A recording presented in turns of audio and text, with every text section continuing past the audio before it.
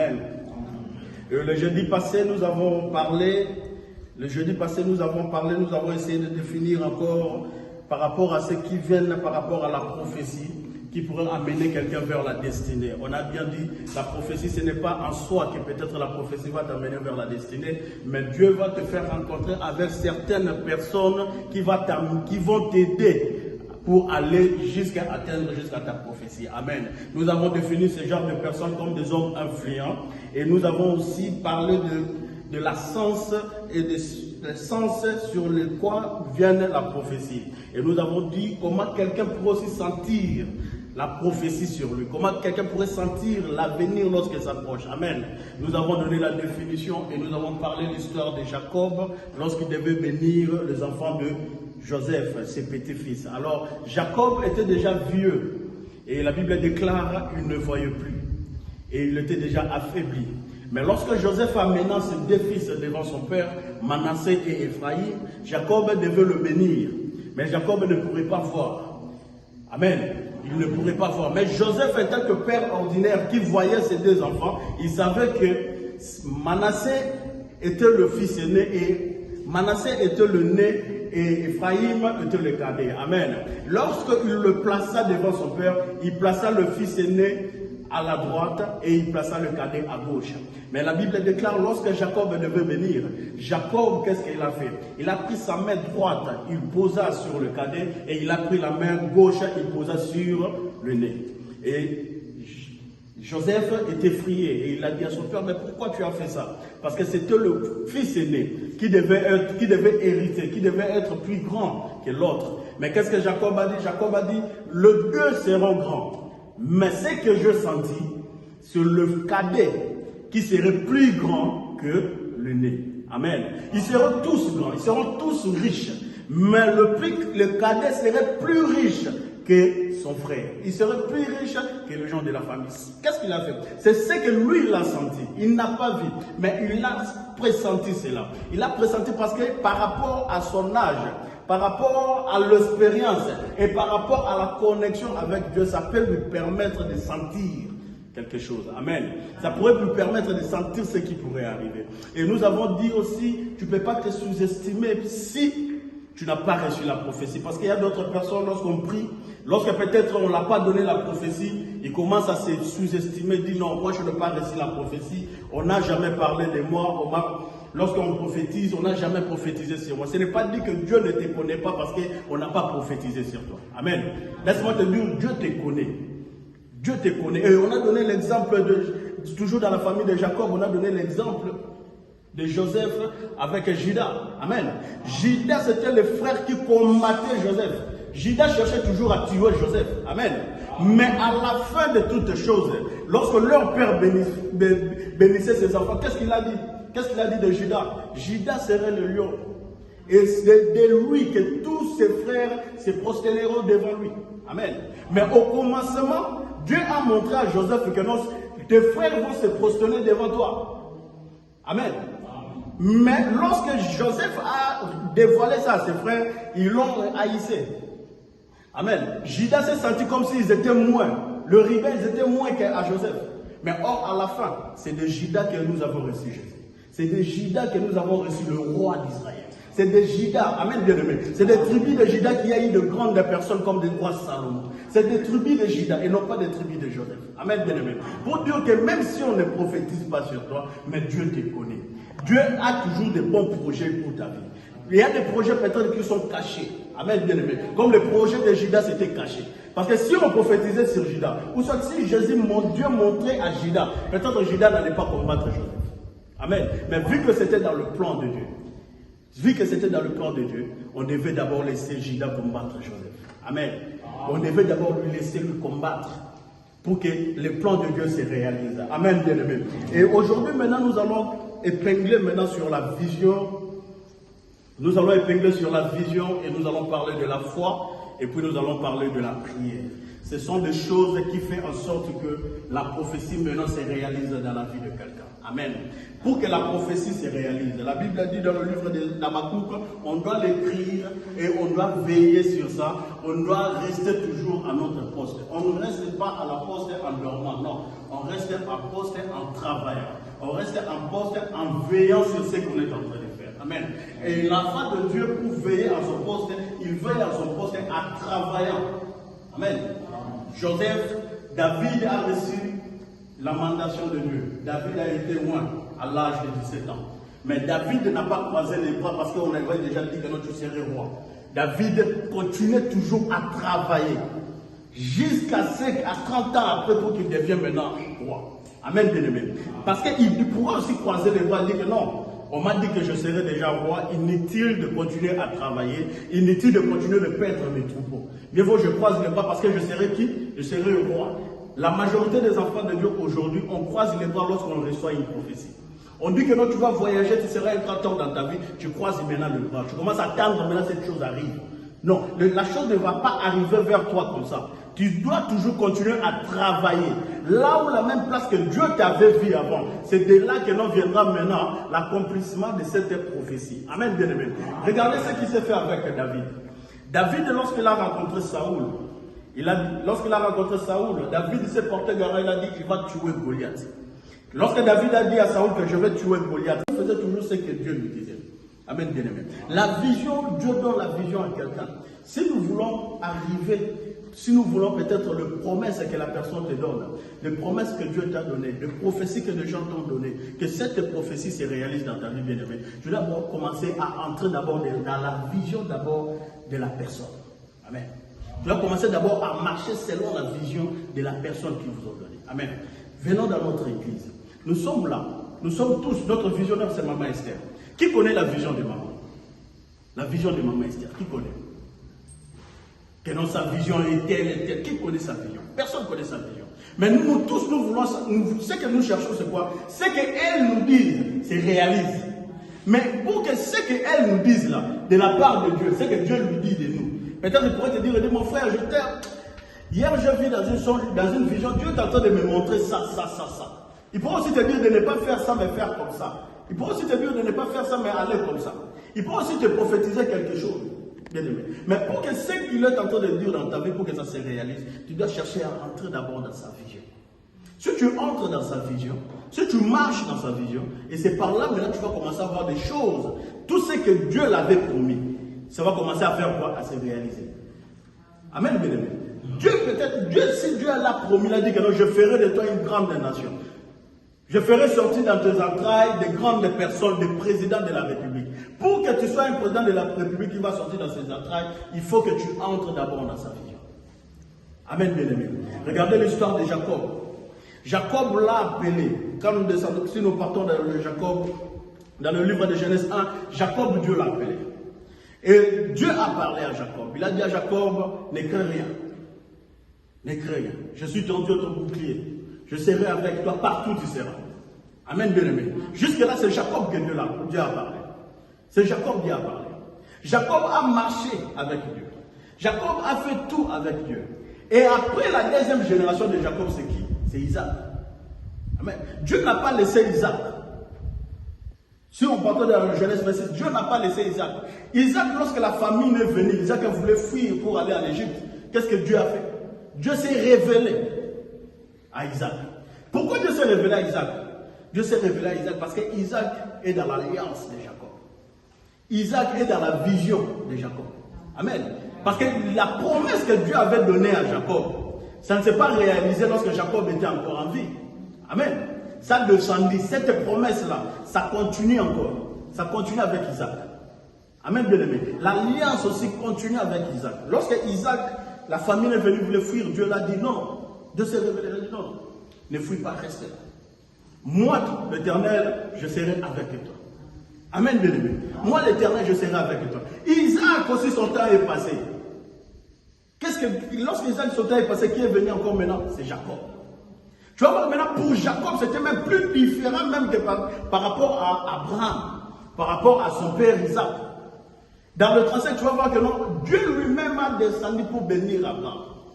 Dieu lui-même s'est révélé à Abraham de toutes les manières. Amen. doit ouvrir les yeux d'Abraham pour voir comment les échelles, les anges sont en train de monter et de descendre. Dieu lui-même s'est révélé encore à Jacob dans le péniel pour voir, pour ne pas voir maintenant à travers l'échelle, maintenant pour voir Dieu comme ça. Donc tu vas voir que non, ce sont différents. Pourquoi? Parce que c'est par rapport toujours, il est toujours dans quoi? Il est toujours dans cette alliance-là. Il est toujours dans cette alliance-là. Amen, bien aimé. Lorsque nous sommes dans l'alliance et que non, tu marches dans la vision de l'alliance de quelqu'un, sache-le que tout ce que Dieu l'avait promis, va se réaliser. Ce que Dieu a dit de lui, si Dieu l'avait dit que non, je ferai de toi une grande nation, sache-le que non, toi qui marches dans sa vision, toi aussi tu seras une grande nation. De toi aussi sera de grandes personnes. Amen, bien aimé. Il ne faut pas minimiser les promesses de Dieu. Amen. Lorsque Dieu nous promet quelque chose, ça se réalise. Maintenant, pour que ça se réalise, tu dois entrer dans la vision de la personne. Tu dois entrer là où c'est la personne que Dieu a placée devant toi. Tu dois être en communion avec lui. Parce qu'en étant en communion, tu seras connecté. Et quand tu es connecté, la grâce qu'il avait, et cette grâce va commencer à descendre vers toi. Amen, bien-aimé. Et cette grâce va commencer à descendre, bien-aimé. Il ne faut pas qu'on laisse, peut-être il y a d'autres personnes, ils cherchent à marcher selon lui, selon ses pensées. Parce que nous, beaucoup de chrétiens, on est comme ça. On aime des fois, parce que quand tu connais toi-même quelque chose, toi-même, peut-être tu n'aimes plus encore écouter ce que même peut-être quelqu'un pourrait venir te dire. Amen. Tu vas commencer même à refuser même quelqu'un peut-être venir même te dire quelque chose. Pourquoi? Parce que toi-même, tu as aussi certaines connaissances. Laisse-moi te dire, nous tous, on vient de... Partout, on vient de Kinshasa, nous tous nous venons dans des églises. Nous tous, presque majorité. On vient dans des églises. Catholiques, protestants, nous tous nous venons dans des églises. Amen. Mais lorsque nous sommes rassemblés encore ici, ce n'est pas au hasard. Lorsque nous sommes rassemblés encore ici, ce n'est pas hasard. C'est parce que c'est Dieu qui savait. C'est Dieu qui avait voulu qu'on doit se rassembler. Que tu seras en Chypre en telle année, parce que tout a été déjà planifié. Maintenant, quand tu vois déjà, tu constates déjà que tout a été déjà planifié par rapport à Dieu, tu dois commencer à savoir, à chercher à saisir ces genres d'opportunités. À saisir ces genres d'opportunités. Parce qu'il y a des moments, il viendra peut-être, tu vas commencer à regretter, tu dis, ah, si j'avais saisi cette opportunité, peut-être j'allais être trop loin. Peut-être si j'étais comme ça, j'allais marcher de la sorte. Tu comprends? Mais pourquoi, qu'est-ce qui te fait reculer? Pourquoi? Parce que tu n'avais pas saisi d'abord l'opportunité. Amen, bien-aimé. Nous, on aime que on nous donne des prophéties. Nous, on aime que on nous donne des prophéties. Mais on se fatigue lorsque aussi ces prophéties-là ne se réalisent pas. Mais on ne se pose pas la question pour savoir pourquoi toutes ces prophéties ne se réalisent pas dans ma vie. Quand on est déjà en mesure de se poser tous ces genres de questions, amen, bien-aimé, tu vas commencer maintenant à regarder qu'est-ce que je peux faire pour que toutes ces prophéties commencent à se réaliser dans ma vie. Que toutes ces prophéties commencent à marcher avec moi. Parce que les prophéties qu'on te donne doivent commencer à marcher avec toi. Même Habakkuk lui-même le dit. On doit l'écrire quelque part. Parce qu'on doit commencer à le lire couramment. Donc on va commencer à le lire. Donc malembe, jusqu'à ce que Ekoko Kisama. Alors pour que Ekoko Kisama, tu dois toujours entrer dans la vision de la personne. Tu dois entrer dans la vision que l'homme, que Dieu a placé devant toi. Si tu entres dans sa vision, et tu verras maintenant que l'autre choses vont commencer à marcher. Regardez Marie. Marie a voulu se comparer à Moïse. Amen. Nous, beaucoup des enfants de Dieu, ce qui nous arrive, c'est parce qu'on aime beaucoup se comparer. Amen. On aime beaucoup se comparer. Même si tu ne te compares pas avec l'homme de Dieu, mais des fois peut-être tu compares des hommes de Dieu. Grâce vous comprenez? Or, toutes ces choses, c'est à cause de toutes ces choses que Marie a eu la lèpre. Amen. À cause de toutes ces choses que Marie a eu la lèpre. Et Dieu l'a dit, vous avez aussi des visions, mais Moïse, je le parle bouche en bouche. Amen. Vous avez aussi des visions, je me révèle aussi.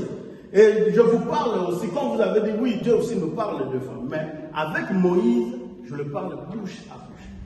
Il y a des différentes manières que Dieu travaille avec ces hommes.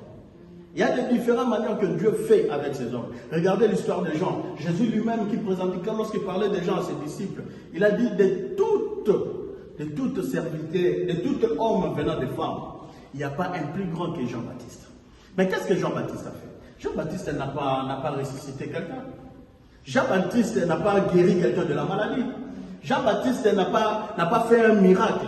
Nous avons des Élie qui ont fait des miracles. Nous avons des personnes qui ont fait beaucoup de choses. Mais pourquoi Jésus n'a pas cité toutes les personnes? Pourquoi Jésus n'a pas cité toutes ces personnes? Vous comprenez? Pour savoir que ce n'est pas seulement que le miracle qui va te faire en sorte que toi tu sois assis dans la parole, ou soit que toi tu reçois Jésus, ce n'est pas seulement dans le miracle. Parce que Jean-Baptiste ne faisait pas des miracles. Lui faisait qu'amener les gens à la repentance. Amener les gens pour préparer les chemins de Jésus. Amener les gens à recevoir Christ dans leur vie. Amen. C'est ce que lui faisait seulement. C'est ça la mission que lui avait. C'est ça sa mission. Pourquoi? Parce que la mission n'est pas des missions que toi tu as.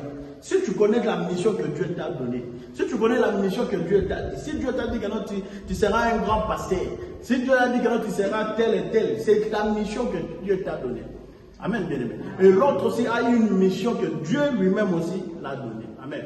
Donc si vous commencez maintenant à entrer dans ça, vous commencez à chercher à comparer, à voir ce que Dieu a dit de lui, ce que Dieu a fait de l'autre, bien-aimé, laisse-moi te dire, tu ne vas pas avancer. Tu vas commencer encore à reculer. Au lieu maintenant de faire quoi? Au lieu d'avancer. Au lieu de faire quoi? Au lieu que ta bénédiction vienne vers toi. Vous savez, lorsque nous avons des bénédictions qui sont proches de nous, il y aura toujours des problèmes qui viennent.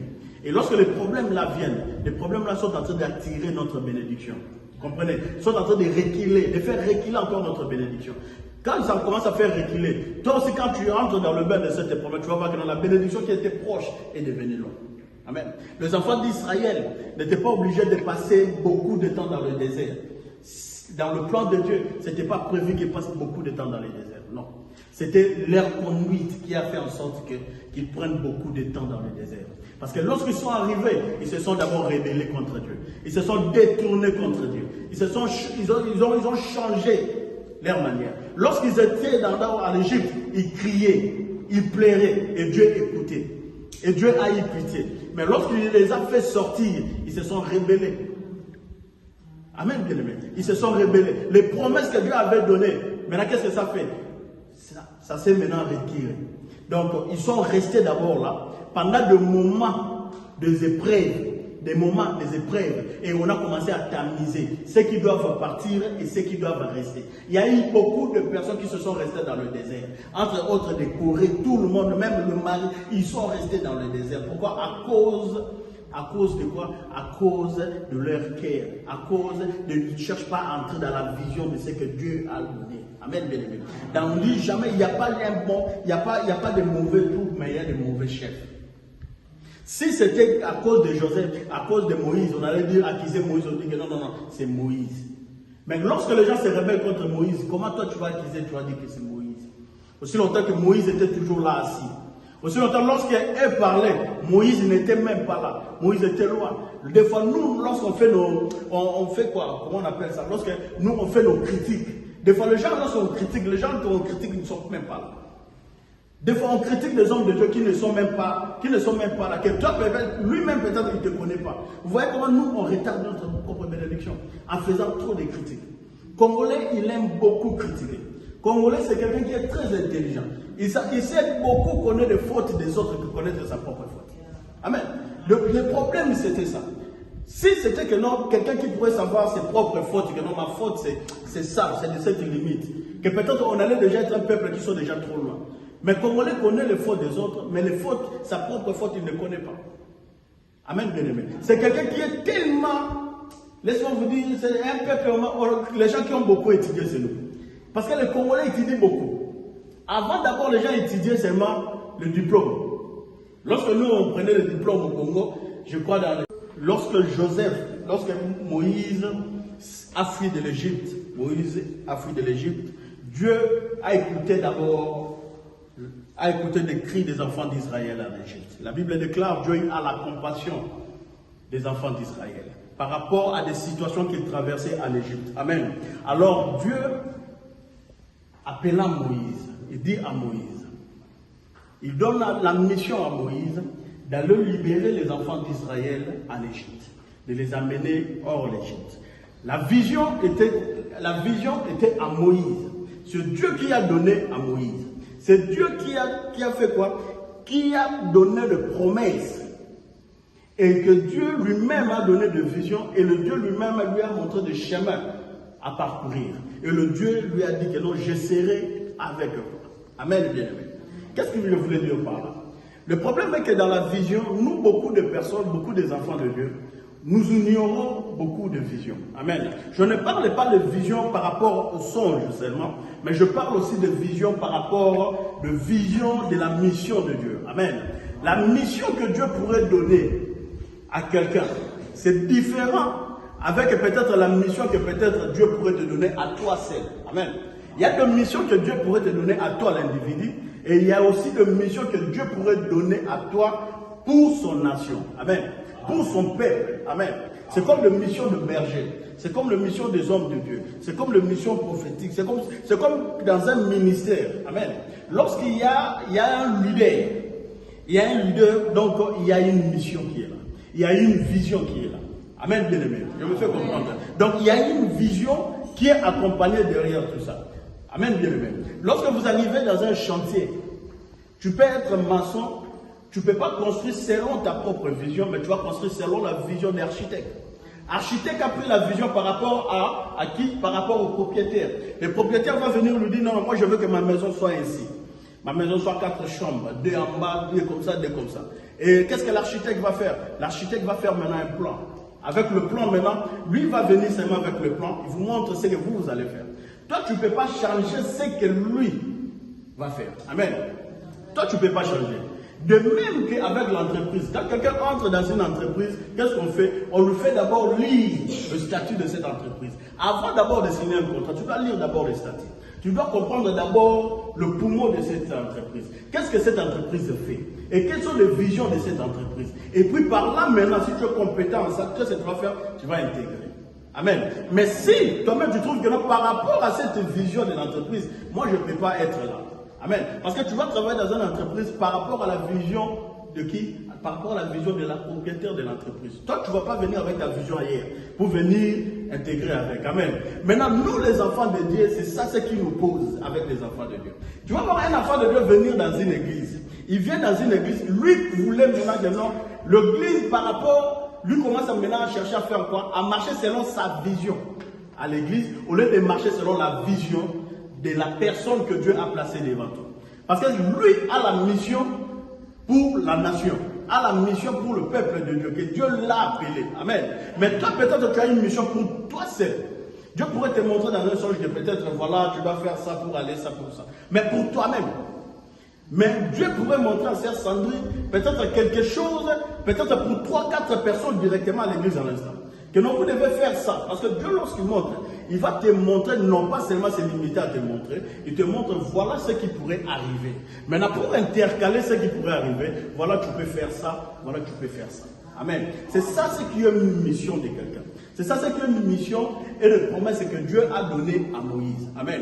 Moïse a été combattu, non pas seulement de Pharaon à l'Égypte, mais combattu aussi par rapport aux enfants d'Israël, les mêmes personnes qu'ils ont fait sortir de l'Égypte. Il y a eu de rébellion. Il y a Corée qui a fait rébellion, mais qu'est-ce qu'il a fait? La suite était quoi? Dieu l'a fait quoi? Dieu l'a tué. Il y a beaucoup de gens qui se sont révoltés contre Moïse, Dieu les a écartés. Il y a Marie que nous venons lire. Qu'est-ce que Marie a fait? Marie n'a pas révolté, non. Marie a voulu juste faire comprendre à Aaron qu'il n'est pas le seul. Parce que nous aussi nous parlons avec Dieu. Amen. Nous aussi nous parlons avec Dieu. Ça c'est Marie qui dit à Aaron. Mais qu'est-ce que Moïse voulait faire? Pourquoi Moïse pourrait prendre quelqu'un et puis l'amener ici, sans nous consulter? Aussi longtemps, nous aussi on fait quoi? Nous aussi on parle avec Dieu. Il dit à Aaron, mais Dieu aussi nous parle, il ne parle pas seulement Moïse, il nous parle aussi. Amen. Mais qu'est-ce que Dieu les a répondu? Dieu a montré que la mission n'était pas votre mission, mais la mission c'était la mission de Moïse. Vous allez marcher, vous allez arriver à la destination ou entrer dans le Canaan si vous marchez selon la vision de Moïse. Sans la vision de Moïse, vous n'allez pas entrer dans le Canaan. Amen. Dans la terre promise pour entrer, il faut marcher selon la vision de Moïse. Ce que Moïse est en train de vous dire, c'est ce que l'Éternel est en train de vous dire. Ce que l'Éternel dit à Moïse de faire, c'est ce que Moïse fait. Amen. Moïse n'a pas fait quelque chose selon lui, pour dire que non, voilà, moi je vais faire ça. Non. Tout ce que Moïse faisait, c'est ce que l'Éternel lui disait toujours de faire. Si l'Éternel a dit, fais ça, faites cette prière, faites ça, c'est ce que Moïse faisait. Moïse n'a pas voulu chercher à écouter ce que les gens pourraient peut-être chercher à lui dire. Parce que s'il écoutait ce que peut-être Aaron et Marie cherchaient à lui dire, Moïse allait se retourner de Dieu. Amen. Il allait commencer peut-être à faire d'autres choses de la part de lui-même. Amen. Mais Moïse cherchait à marcher toujours. Raison pour laquelle Dieu a dit de toute ma maison, Moïse est quoi? Est fidèle de toute personne de ma maison. De la maison, il parlait de la maison quoi? Il parlait de la maison d'Israël. Vous tous qui sont là, c'est Moïse qui est. Qu'est-ce que ça vous l'a dit? Ça vous l'a dit, ok, ça va. Comme David, il va tuer Goliath, il va se battre avec Goliath. Saoul a pris ses habits, il a pris ses manteaux, il a pris ses outils de combat. Il a fait porter ça à David. Pourquoi? Pour que David aille maintenant combattre avec qui? Avec Goliath. Maintenant, qu'est-ce que David a fait? David, après avoir porté ses habits, lorsqu'il a fait un pas en avant, la Bible déclare que David n'arrivait pas à marcher. Maintenant, lorsque David n'arrivait pas à marcher, qu'est-ce que David a fait? David a enlevé toutes ces choses-là.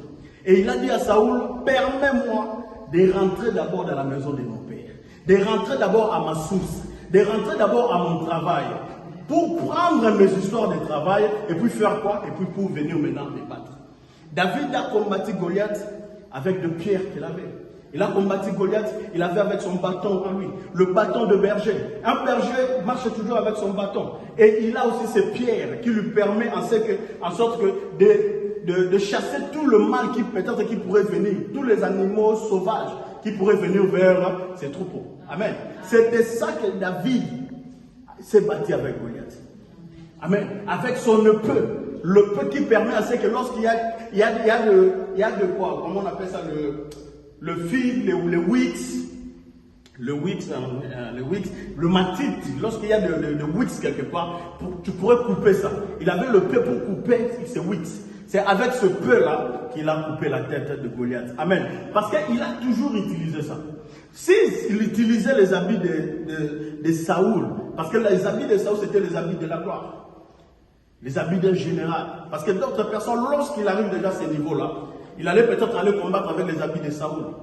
Mais lui n'a pas voulu combattre avec les habits de Saoul. Parce que c'était de la gloire qu'on l'avait fait porter. Il n'a pas voulu partir avec cette gloire-là de Saoul. Non. Il a voulu rentrer. Partir avec la gloire de Dieu. Partir de là où la prophétie avait commencé. Prendre, parce que Dieu l'avait localisé en pétrant ce troupeau. Il a pris que les outils avec quoi Dieu l'avait localisé. Amen. C'est comme si Dieu nous localise lorsqu'on est dans sa maison. Dieu nous localise lorsque nous sommes en train de lire la Bible. C'est comme ça que lui aussi, il a pris que c'est que lui qu'il avait. Amen. C'était juste pour te faire comprendre de quelle manière peut-être les histoires pourraient arriver pour que tu atteignes, pour aller jusqu'à l'objectif. Amen, bien aimé. Et toujours dans la vision, on va prendre le livre des Nombres 12, chapitre 1 jusqu'à 10. Amen. Le livre de Nombres 12, de 1 à 10. C'est ici, nous allons commencer maintenant à développer par rapport à la vision. Et puis si nous avons le temps, nous allons parler de la foi. Et puis maintenant parler maintenant de la prière. Amen. Nombre 12, de 1 à 10. Je lis au nom de Jésus. On s'élève pour lire la parole de Dieu. Marie et Aaron parlant contre Moïse au sujet de la femme éthiopienne qu'il avait prise, car il avait pris une femme éthiopienne. 2. La Bible dit, ils diront, est-ce que seulement Moïse que l'Éternel parle?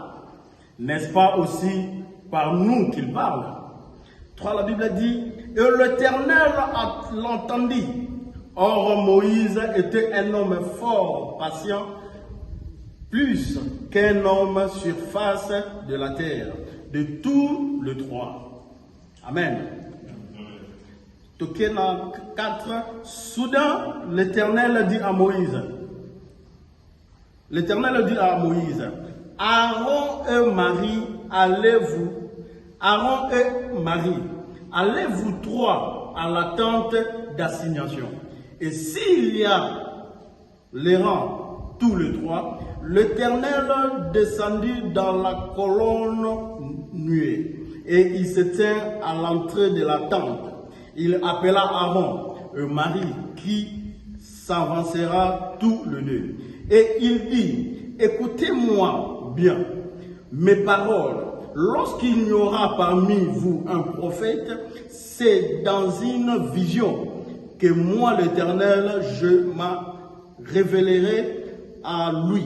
C'est dans une songe que je lui parlerai. C'est la Bible a dit, il n'en est pas ainsi le nom, il n'en est pas ainsi le nom de serviteur Moïse. Il est fidèle en toute ma maison. Oui, la Bible dit, je lui parle bouche à bouche, je lui révèle à lui sans émine. Et il voit une prestation de l'Éternel, une représentation de l'Éternel. Pourquoi donc n'avez-vous pas craint de la parler contre mon serviteur, contre Moïse? 9, la Bible dit, la colère de l'Éternel s'enflamma contre eux et ils s'en allent. 10, la Bible dit, la nuée refuse se retira de dessus de la tente. Et voici Marie s'était frappée d'une lèpre blanche comme la neige. Aaron se retourna vers Marie et voici, elle avait la lèpre. Point. Amen. On pourrait s'asseoir. Et il avait la lèpre. Amen.